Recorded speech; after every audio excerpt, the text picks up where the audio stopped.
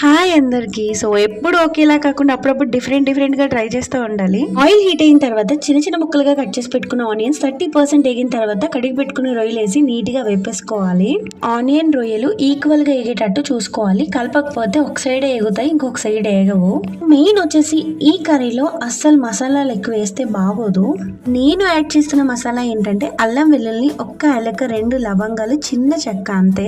అవన్నీ బాగా మగ్గిన తర్వాత 2 టమాటాలు అయితే నేను వేసుకున్నాను. సో బాగా కలిసిన తర్వాత ఉప్పు కారం వేసుకున్నా, అంతే. ఇంకేం యాడ్ చేయలేదు. నీట్ గా అన్నిటికి పట్టాలి కదా, అండ్ చక్కగా కలుపుకోవాలన్నమాట. మెయిన్ చెప్పా కదా, ఇందులో మసాలా వేస్తే అస్సలు బాగోదు. నేను టీ గ్లాసులో 2 గ్లాసులు అయితే వాటర్ వేసుకున్నాను. అండ్ మెయిన్ ఇంపార్టెంట్, ఇందులో ఎగ్స్ వేసిన తర్వాత టేస్ట్ నెక్స్ట్ లెవెల్, చాలా బాగుంటుంది. మా ఇంట్లో మా హస్బెండ్ కి నాకు చాలా ఫేవరెట్. ఈ కర్రీ చాలా మంది వండుకొని తింటారు, చాలా మందికి నచ్చుతుంది కూడా. ఎప్పుడు తినకపోతే అర్జెంట్ గా ఒకసారి ట్రై చేసేయండి. అబ్బా, ముక్క పెడుతుంటే నిజంగా చాలా బాగుంది. And please subscribe.